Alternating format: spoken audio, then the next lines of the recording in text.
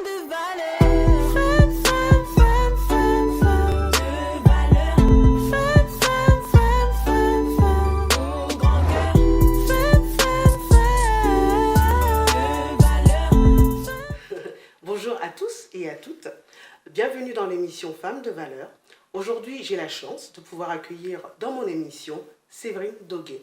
Bonjour Séverine. Bonjour Stella. Comment allez-vous? Très bien, je suis ravie d'être ici, merci. C'est un plaisir pour nous de vous recevoir. Donc, nous allons voir avec vous votre parcours professionnel et personnel, et puis également vos valeurs. Ok. D'accord? Donc, vous êtes mariée et mère de 2 enfants. Vous avez un impressionnant panel de compétences dans le domaine du bien-être, puisque vous êtes psychopraticienne, gestalt thérapeute, sophrologue et relaxologue. Depuis 2014, vous êtes à votre compte et proposez des formations et des ateliers individuels ou collectifs auprès de divers publics, du bébé au senior. C'est bien ça? C'est ça. D'accord. Donc en 98, vous êtes sortie major de votre promo d'études d'ingénieur en chimie et biochimie. C'est ça. Bravo d'ailleurs. Merci. Au départ, vous vous destiniez à toute autre profession, je pense. Oui, complètement. En fait, j'ai mis longtemps à savoir ce que je voulais faire déjà. Quand j'étais au collège, lycée, je ne savais vraiment pas ce que je voulais faire. J'aimais beaucoup les langues, je voulais être tour opérateur, guide touristique, et en même temps j'aimais aussi les sciences. Et du coup, je voulais aussi être dans la police scientifique ou la cosmétologie. Du coup, je me suis dit peut-être actrice pour pouvoir vivre toutes ces vies en une. Bref, du coup, à l'époque, j'ai choisi la voie royale du bac C qui ouvrait ce qu'on disait toutes les portes. Et je savais toujours pas ce que je voulais faire. Et comme voilà, j'étais plutôt bonne élève, j'ai continué dans cette université de chimie-biologie pour un diplôme d'ingénieur. Je savais toujours pas ce que je voulais faire. Et vraiment à la fin du cursus, j'ai découvert le marketing. Voilà, ça me paraissait fun, ça me paraissait sympa, c'était les équipes dynamiques dans les entreprises et je me suis dit tiens, j'ai envie de faire ce métier-là. Et j'ai trouvé un pont, une école qui pouvait faire le pont entre ce que je faisais dans les sciences et le marketing, et c'est comme ça que ma carrière a débuté. D'accord, effectivement oui, puisque vous avez été pendant 13 ans chef de produit dans le marketing. Pourquoi avoir changé de profession après? Parce que pendant 13 ans, vous avez évolué, vous avez fait, je pense que vous avez pu voir différentes facettes de votre métier. Ouais. Mais pourquoi, d'un seul coup, au bout de 13 ans, vous avez changé? Alors, c'était pas vraiment d'un seul coup, en fait, ça a cheminé assez longtemps. Voilà, au début, j'étais dans des équipes de marketing fun, sympa, comme je l'avais imaginé. J'étais dans l'agroalimentaire pour les enfants. D'accord. Mais en fait, le métier a changé petit à petit. C'était l'époque où les entreprises se font racheter par des banques, des gens qui connaissent plus vraiment grand-chose au métier de céréalier. J'étais dans les céréales.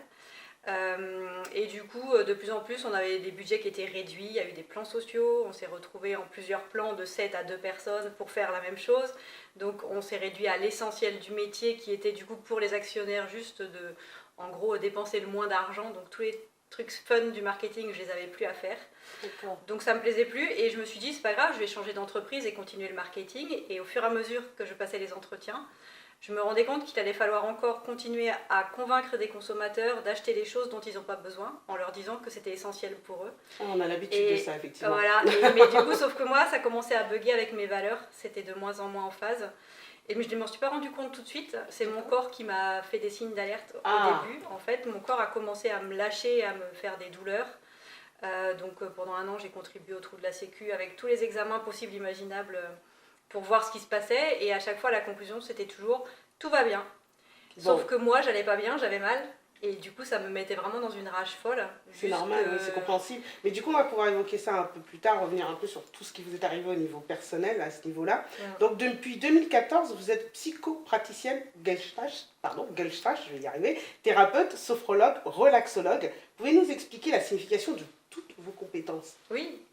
Alors on va commencer par la gestalt thérapie. Donc la gestalt thérapie, c'est un courant de psychothérapie humaniste. Donc les psychothérapies humanistes ont une vision optimiste de l'humain. On pense que l'humain a toutes les ressources en lui pour réussir. Et notre objectif à nous thérapeutes, c'est vraiment de mettre en lumière toutes ces ressources.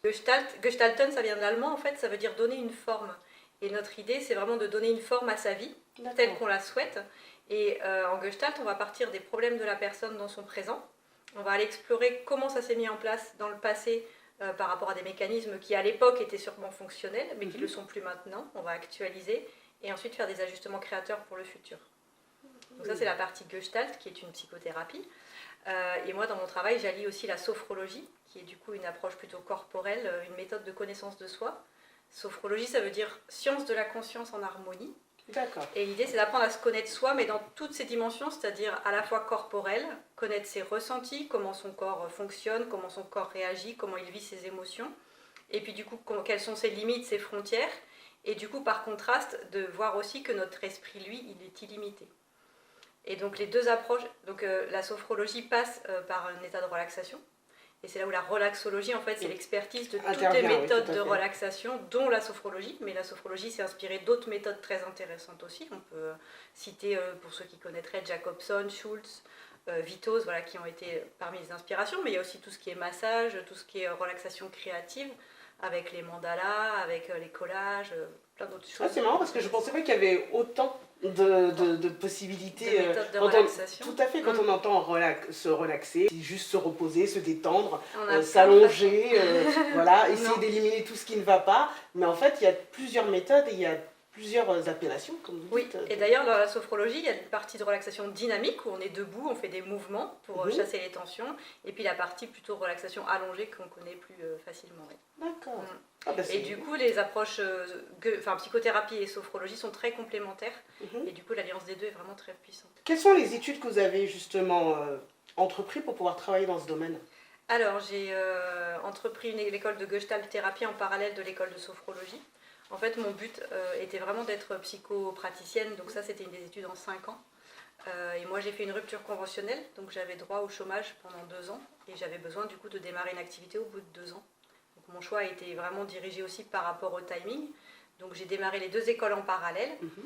et à chaque fois je pouvais démarrer une activité, donc d'abord de relaxologue, puis de sophrologue, gestalt praticien, gestalt thérapeute. Et voilà, D'accord, c'est vraiment au fur et à mesure. Ouais. En fait, dès le début, moi, je voulais vraiment me spécialiser pour les enfants et les adolescents. Mhm. Et du coup, le cursus que j'ai fait en sophrologie à IS me proposait une spécialisation enfant-ado, donc je l'ai fait chez eux.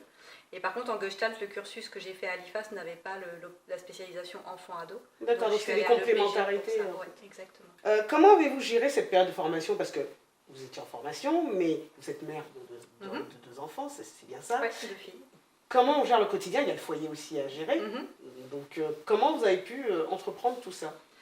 Alors, je pense que j'ai été aidée par le fait que j'avais fait ma rupture conventionnelle avant. Mhm. C'est vrai qu'en formation, j'ai croisé beaucoup de gens qui étaient en poste en même temps et ça a été beaucoup plus compliqué pour eux à gérer. Donc voilà, moi quand mes filles étaient à l'école, je faisais mes formations, j'étudiais, je faisais tout ce qu'il fallait pour me former à mon nouveau métier. Mhm. Et puis quand c'était des week-ends ou des semaines de formation, c'est leur papa qui gérait, qui D'accord. passait Ils du prenaient temps le avec relais. les filles. Et ça s'est, je pense, très bien passé. J'ai trouvé que c'était assez fluide. Faudrait leur demander. On leur demandera un jour. Est-ce que ça a été fluide? Mais je pense que oui, si vous en êtes arrivé là, c'est que ça s'est bien organisé en Ça a tout l'air cas. d'aller. Alors, corrigez-moi si je me trompe, vos ateliers s'adressent aux bébés jusqu'aux seniors. Mhm. Comment vous faites justement? Parce que tout à l'heure vous parliez de la sophrologie par rapport au corps qu'il faut connaître, mais le bébé, Oui. comment ça se passe pour lui? Alors le bébé, par exemple, j'interviens en crèche sur un objectif de détente et d'apaisement. Et donc pour les bébés, eux, ils sont vraiment que dans du corporel et du sensoriel. Donc en fait, on va être dans de la stimulation sensorielle avec des matériaux, avec des tissus de différentes textures qu'on va stimuler sur leur peau. On va aller les contenir par des massages pour pouvoir leur faire prendre conscience, mais vraiment, c'est pas la conscience qu'on peut imaginer nous adultes, bien sûr, mais ils vont prendre conscience de leur corps, de leur contour. Et ça va vraiment leur permettre de s'ancrer dans leur corps, de s'enraciner, et puis du coup d'avoir ce contenant physique qui sert aussi de contenant psychique pour grandir et se développer dans le bon sens. D'accord. Donc du coup, ça c'est pour les bébés. Mais alors pour les seniors, parce que je pense que ils ont eu tellement de choses à vivre, ces personnes-là, elles ont vécu tellement de choses, que de devoir réparer les maux en eux, c'est peut-être plus long, c'est peut-être plus délicat. Les corps sont fragilisés avec le temps aussi. Comment vous gérez ces personnes-là? Alors tout ce qui est évidemment technique corporelle, on adapte en fonction des possibilités. Mais qui dit senior ne dit pas forcément manque de capacité. Et on peut vraiment changer à tout âge. Tout dépend de comment on est mûr pour avancer et pour changer. Il y a vraiment des gens qui viennent en consultation assez tard dans leur vie, mais qui sont tellement prêts qu'il y a des choses qui lâchent quand même et qui bougent vraiment dans leur vie. Et à contrario, il y a des gens qui viennent beaucoup plus jeunes, mais il y a beaucoup de résistance, ils ne sont pas prêts à changer, ça peut être plus long. Donc il n'y a pas vraiment de règle générale là-dessus. Et vous direz que votre public le plus difficile justement dans cette matière-là, c'est lesquels? Quel est le public en fait qui est plus difficile justement à relâcher les choses et à... Ceux qui sont pas prêts. Ah, J'ai c'est envie surtout de ça. dire. Donc il n'y a pas de catégorie d'âge en fait. Non. C'est surtout la personne en elle-même. C'est ça, c'est D'accord. exactement ça, ouais. Ouais, D'accord. ouais. Parce que c'est les résistances qui font que ça résiste au travail, en fait. Oui. Des résistances généralement dues à quoi? Alors aux blessures, si les blessures sont très très profondes, très très fortes, ou des modes de fonctionnement qui font que c'est des personnes qui ont dû mettre en place beaucoup de protection, et du coup qui ont cet automatisme de toujours se protéger, et dès qu'on veut essayer de lâcher, ça résiste. Donc, Et vous-même avez eu à faire ce travail d'appropriation de votre corps et de la compréhension de vos mots. ouais, Et là, on va bien sûr. aborder effectivement le côté plutôt personnel Mhm, que vous évoquiez tout à l'heure. mhm. Donc vous, comment vous avez fait et en fait, qu'est-ce qui vous est arrivé? Pourquoi vous avez eu à faire ce travail? Oui. Du coup, comme je disais, effectivement, c'est mon corps qui m'a dit que le marketing ne me plaisait plus, globalement. Hein. Donc, pendant que je faisais tous ces examens médicaux classiques qui, à chaque fois, concluaient que tout allait bien, moi, je continuais de souffrir. Donc, c'est ce que je disais tout à l'heure, ça me mettait en rage, cette conclusion du chirurgien qui avait testé sa partie du corps et qui disait « tout va bien, madame ». Et moi, j'étais en souffrance et je ne m'en sentais pas entendue. Et jusqu'à un jour où un chirurgien m'a dit un peu de haut comme ça doit être psychologique. Ah, cette fameuse phrase, ça doit être psychologique. On l'a souvent entendu, ça. Ouais, alors sur le coup, je l'ai très très mal pris. Mais maintenant, je compréhensible, remercie ce monsieur en fait, parce que grâce à lui, ça m'a ouvert la voie à toutes ces thérapies alternatives. Du coup, j'ai été voir... alors à l'époque, c'était une ostéopathe que j'avais côtoyée du coup, pour des séances d'ostéopathie classique, mais qui m'a du coup ouvert à d'autres choses qui l'intéressaient elle aussi au niveau de l'énergétique, au niveau de toute la signification des mots et des maladies. Et donc c'est grâce à elle que j'ai commencé un petit peu à ouvrir la porte là, des maladies qui ont un sens.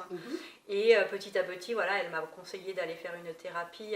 Et donc j'ai rencontré une thérapeute qui était à la fois sophrologue et gestalt thérapeute. Et de fil en aiguille, je me suis intéressée, j'ai lu beaucoup, je me suis beaucoup informée sur toutes ces choses qui vraiment m'ont passionnée. Et donc, ça a mis du temps évidemment, hein, à la fois à me guérir et à la fois à me faire cheminer. Puis au fur et à mesure des séances avec ma thérapeute, je me disais, son métier a quand même l'air très sympa, j'aimerais bien être à sa place. Et du coup, c'est comme ça que petit à petit, j'ai décidé de faire cette rupture conventionnelle et de me former. D'accord. Ah oui, oui, il y a un long cheminement, mais au final, un beau résultat. Ah mais bien sûr. C'est le plus important. Voilà. Ouais. Ouais. Ces dernières années, on constate une augmentation du taux de personnes qui vont consulter des psychologues, des psychothérapeutes, des sophrologues. Avez-vous une explication à cela, en fait? J'ai plusieurs théories. D'accord. Déjà, je pense quand même que ça se démocratise. Autrefois, on allait chez le psy parce qu'on était fous. Je l'entends encore, mais quand même, c'est de moins en moins vrai. C'est vrai, Dans les magazines, on parle quand même de plus en plus de psychothérapie. Voilà. Donc, il y a quand même de plus en plus de gens qui disent que ça leur fait du bien et c'est plutôt bien.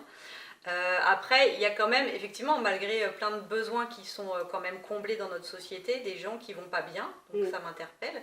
Et je me suis posé moi-même la question. Hein, et ce que je vois plusieurs choses. La première chose, vraiment, je trouve, c'est le rythme de notre société qui n'est pas du tout en accord avec le corps, qui lui est resté au rythme de la nature, des saisons. Et du coup, ça crée vraiment un décalage entre l'environnement qui nous met dans un certain rythme et notre corps qui a besoin d'un autre rythme. Et du coup, ça crée des tensions, ça crée des ruptures, ça crée des blocages. Donc je pense qu'il y a déjà ça, cette première explication. Dans mon cabinet, je vois aussi comme autre explication un manque de sens, notamment au niveau du travail. Les gens ont de moins en moins de sens dans ce qu'ils font. En fait, ils travaillent plus pour des raisons alimentaires qu'autre chose que pour... Voilà, ils ne savent pas exactement quelle est la valeur de l'entreprise, pour qui ils travaillent exactement. Ils travaillent pour des actionnaires, mais qu'ils ne rencontreront jamais, en gros. Et du coup, le seul sens qu'ils ont, c'est de gagner plus d'argent à la fin de la journée ou de faire gagner plus d'argent à l'entreprise. Mais plus clairement, quelle est la valeur derrière, ça leur manque souvent. Donc il y a ça aussi. Je pense aussi que les gens vont de moins en moins bien parce qu'on est dans une société de plus en plus individuelle. Et autrefois, voilà, il y avait quand même des esprits de communauté, de soutien, d'entraide.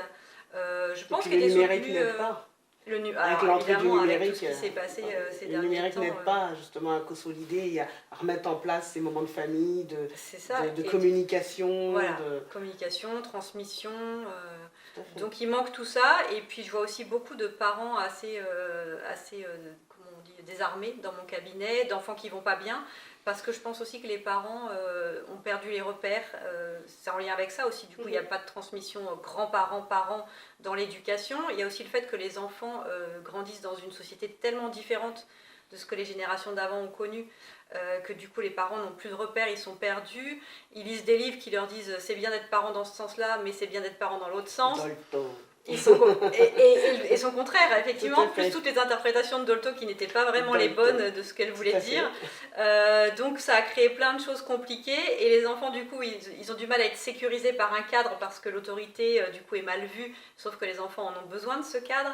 Tout à fait. Donc ils vont pas bien et donc voilà, tout ça je pense que ça fait... Et je pense qu'il est arrivé aussi pour certains parents, ils ont eu une trop grande autorité, ils ont été éduqués vraiment de Oui. façon sévère Ouais, et ils veulent pas communiquer à nouveau Oui. ou transmettre cette même éducation à leurs enfants. exactement. Et c'est ça aussi qui crée, et du coup, ils n'arrivent pas à faire en fait la distinction entre le tout laisser faire et justement le mesurer ou le... C'est ça. C'est ça qui est compliqué aujourd'hui en fait. Parfois ils confondent autorité et autoritarisme, vous voyez, et autorité c'est vraiment juste le cadre. Et donc ça s'apprend, évidemment, il y a des choses... Enfin, être parent, c'est vraiment le seul métier au monde où il n'y a pas de formation et qui aurait vraiment besoin d'une vraie formation et d'un soutien parce que c'est vraiment compliqué. C'est très compliqué. C'est très compliqué. Et l'autorité, c'est vraiment, quand elle est ajustée, elle est très très bonne pour l'enfant. Il s'agit juste de tenir le cadre. Tout à fait. Et dans ce cadre, l'enfant, il a plein de libertés. Mais souvent, on fait un cadre beaucoup trop serré, ou alors carrément pas de cadre parce qu'on en a vécu un trop serré. Mais du coup, les enfants, eux, ça les insécurise. Donc il est important effectivement de savoir bien doser l'autorité qu'on peut mettre au sein de l'éducation de nos enfants, parce qu'ils en ont besoin, comme le dit Séverine, tout à fait, ils en ont besoin et c'est important, parce que c'est eux les adultes de demain. Alors si aujourd'hui nous ne prenons pas le temps de leur mettre des cadres pour qu'ils sachent évoluer correctement et dans le respect de certaines choses, effectivement, on risque un peu de les perdre entre-temps. Et eux Tout à se fait. perdent. Et eux se perdent, Ouais. effectivement, Ouais, tout à fait, tout à fait. Si, je comprends bien, ouais. Nos mots, vous disiez, nos mots proviennent des fois de notre histoire. Mhm. C'est-à-dire Alors, je dirais plus précisément que nos mots proviennent de nos émotions bloquées. Nos émotions bloquées viennent de la façon dont nous vivons notre histoire. Et du coup, notre histoire au sens très large, c'est-à-dire notre propre biographie, mais aussi celle de nos aïeux, toutes les transmissions transgénérationnelles. Et puis, pourquoi pas, nos vies antérieures aussi, donc notre histoire karmique. Donc, tout ça, ça fait un cocktail d'histoires qui sont à l'intérieur de nous, qui peuvent provoquer autant de blocages et de mots MAUX. Tout à fait, d'accord. Ah, une personne s'inscrit vraiment dans une grande dimension. Ouais. Il faut tout prendre en compte. Mais c'est parfois difficile justement de se rendre compte que tel mot vient de... Quand on se rend compte que par exemple la douleur qu'on a, qu'on n'arrive pas justement à distinguer d'où ça vient, parce qu'on réalise l'origine. Des fois on est étonné parce qu'on se dit c'était un petit événement qui est survenu, on n'y avait pas prêté plus d'attention que ça, et au final, si, ça nous a touché plus qu'on ne le pensait, puisqu'on vit intérieurement des choses et on développe des maladies ou des symptômes qui, en fait, sont dus à ça. Parce que parfois, ça vient faire résonance avec quelque chose que d'autres aïeux ont vécu, qui a été important pour eux, même si pour nous, ça ne l'est pas, il y a quelque chose dans la transmission, inconsciente, bien sûr, qui s'est fait, et qui, pouf, vient résonner chez nous et est fort pour nous. Et vous diriez quoi? C'est au niveau de l'éducation qu'on peut donner, toujours pour revenir à cette éducation des enfants, est-il bon de souvent communiquer avec eux? Peut-être de leur raconter l'histoire de leurs aïeux ou de raconter ce qui a pu se passer au sein de la famille pour qu'un jour, s'ils sont confrontés à tel ou tel problème, ils puissent se dire ben, c'est dû à ceci ou c'est dû à cela? Moi, je milite pour dire les choses aux enfants. Ouais. Les enfants, ils sentent quand il y a des secrets, quand il y a des tabous, ils le sentent. Et si on leur dit pas ce qui s'est passé, ils se remettent en question eux. Donc effectivement, je suis plutôt pour leur raconter leur histoire au sens large. Parfois, quand il y a des drames, de ne pas forcément rentrer dans des détails, mais en tout cas qu'ils sachent qu'il s'est passé des choses.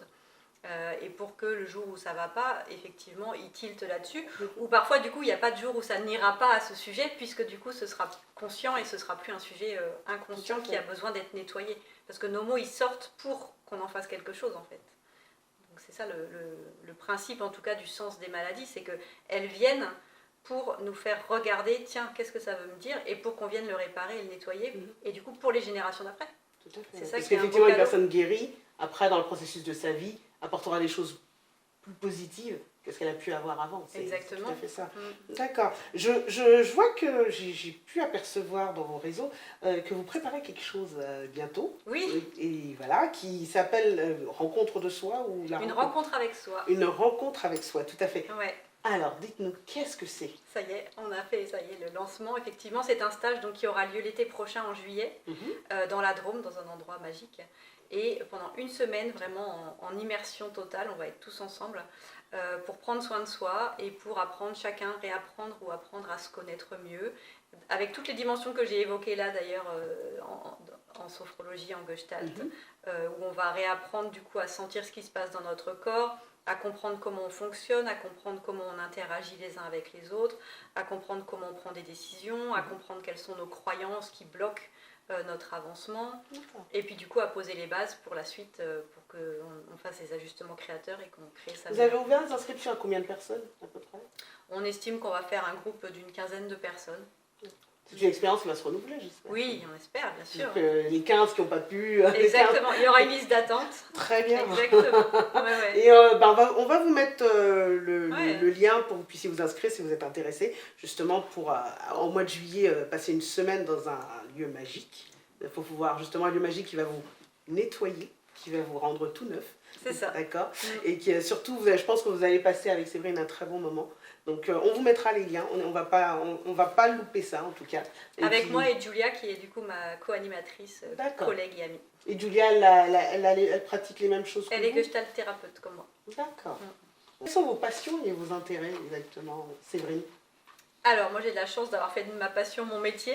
Ah, c'est Donc, vrai, c'est une grande chance. Ouais, C'est tout à vrai fait. que beaucoup de mes passions tournent autour de mon métier finalement. Donc voilà, je me documente beaucoup, je pratique, j'expérimente beaucoup autour de tout ce qui est nettoyer, libérer, apprendre à se connaître. Mhm. Et puis à côté de ça, je fais des choses totalement autres. J'aime beaucoup lire des romans qui vident la tête, j'aime les activités qui font bouger en s'amusant, Mhm. donc j'aime danser, je fais de l'escalade. Pendant les vacances, je pratique des sports terrestres et aquatiques. D'accord. Et puis chaque jour, j'ai besoin d'être en contact avec la nature. Vraiment, c'est quelque chose qui me libère et qui me nettoie. Et je remercie à ce sujet mon petit chien, Horton, qui me promène tous les jours.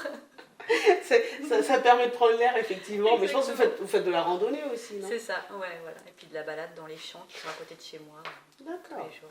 Un bel environnement, du coup, pour Oui. pouvoir faire tout ça. Tout à fait. Et dans votre parcours personnel et professionnel, est-ce qu'il y a des personnes qui vous ont influencé? Oui, typiquement, les personnes que j'ai citées tout à l'heure, la première c'est Marjorie, mon ostéopathe mentor, qui D'accord. m'a vraiment ouvert la voie à toutes ces thérapies alternatives. Et la deuxième personne, Florence, ma thérapeute, qui m'a suivie pendant, je crois, 6 ans, et qui m'a vraiment inspirée pour faire ce métier comme la dame. Merci à ces dames, parce que du coup, vous avez œuvré pour que nous aussi, on puisse profiter Ouais, des bien bienfaits sûr, de c'est grâce à Séverine. elle, hein. Merci, merci. Est-ce que vous avez une chanson qui vous identifie ou qui vous parle, vous qui êtes très nature et tout le reste, vous ressentez les choses, donc je pense qu'il y a une chanson qui doit vous faire vibrer quand même. Oui, la chanson qui me correspond, en tout cas, j'avais choisi Animal Instinct des Cranberries. À la fois de cet instinct maternel animal qu'on a avec son enfant, et toujours ces angoisses qu'on a de bien faire et de se poser toujours la question de est-ce que je fais bien ou pas. Donc j'aime beaucoup le thème, et puis les Cranberries c'est vraiment un groupe que j'adore, qui me ramène dans ma jeunesse et puis qui me ramène en Irlande, qui est vraiment un pays que Ah oui, j'adore. ça, c'est un très beau, c'est un très beau pays, effectivement. Nous sommes dans l'émission Femmes de valeur, Séverine, et nous aurions voulu savoir quelles sont vos valeurs. Je dirais que la première valeur qui me tient à cœur, c'est la transmission. J'ai vraiment à cœur de transmettre du coup tout ce que j'ai appris, tout ce que j'ai pu expérimenter. Cette valeur va aussi avec la valeur de bien-être. Le bien-être, c'est l'état naturel du corps, c'est pas le stress, contrairement à ce qu'on pourrait croire. Donc j'ai vraiment à cœur cette valeur de bien-être et de transmettre le bien-être. Et puis une dernière valeur, ce serait le partage, que ce soit le partage en famille, partage entre amis, partage entre personnes, voilà, pour découvrir des nouvelles personnes, découvrir tout un monde à chaque fois nouveau. Merci, ce sont de très belles valeurs. Hein. Merci. Je ne sais pas si vous avez un message à transmettre à nos auditeurs. Oui, ça pourrait être un message notamment pour ces jeunes ados qui se cherchent, que j'ai souvent en cabinet d'ailleurs. J'ai envie de dire que parfois dans la vie, on cherche un petit peu ce qu'on veut faire, on ne sait pas trop, on choisit une voie et puis on se rend compte que finalement c'est pas ça qui nous convient. Et voilà, mon message ce serait vraiment que c'est pas grave et c'est pas du temps perdu. C'est-à-dire que moi, tout ce que j'ai fait finalement me sert maintenant. Donc mon parcours scientifique de base me sert vraiment aujourd'hui au quotidien pour comprendre physiologiquement le stress, les connexions neuronales, comment les croyances peuvent vraiment avoir une réalité scientifique en termes de neurones et de connexions. Pour comprendre aussi tout le niveau quantique de l'énergétique, toutes ces choses-là. Et puis le marketing me sert aussi, voilà, quand je dois faire de la communication, créer mes flyers pour le stage, etc. Donc finalement, à un moment, j'ai pensé que c'était du temps de perdu, mais pas du tout. Et peut-être que j'avais à passer par là pour être qui je suis aujourd'hui. Et donc vraiment, c'est jamais du temps de perdu. Donc le message serait vraiment, voilà, devenez qui vous êtes, même si ça doit prendre des chemins de traverse. Merci beaucoup pour ce message. Si vous avez besoin de consulter Séverine, on vous mettra ses coordonnées également. Nous vous laissons ses coordonnées juste en bas de la vidéo ou bien sur notre page Facebook et Instagram. D'accord ? Je souhaite vous partager un message d'encouragement écrit par justement Séverine, qui avait écrit une fois « J'aime voir notre corps, notre être comme une planète à explorer, souvent à découvrir pour les enfants et à redécouvrir pour les adultes. À vous, adultes, adolescents, enfants ou couples, je serai votre guide pour vous accompagner dans l'exploration de vos ressentis, sensations corporelles, émotions, pensées, dans l'exploration de votre histoire pour vous libérer des tensions et des chaînes qui vous empêchent d'avancer. » C'est bien ça ? Joliment dit. Joliment dit en tout cas. En tout cas, merci. Merci à vous, parce Stella. que vous nous avez donné une bonne énergie. Vous avez donné envie de vouloir aller à ce stage. Super. En tout cas, j'espère que vous aurez beaucoup de monde qui veut y aller. Vous serez les bienvenus. Nous avons une petite pensée, parce que vous venez chez nous, mais vous n'allez pas repartir les mains vides. Merci Nous avons un beaucoup. petit cadeau pour vous. Merci. Alors, un petit message à vous donner, que quoi qu'il arrive, il faut croire en la vie, il faut croire en demain, il faut croire en ce que vous faites et surtout, il faut croire en vous. Donc, merci aux éditeurs et aux auditrices de nous avoir suivis. Nous vous donnons rendez-vous la semaine prochaine avec une autre femme de valeur. Merci encore à Séverine. Merci Stella. Voilà, et puis à très bientôt et portez-vous tous bien. Femme de valeur.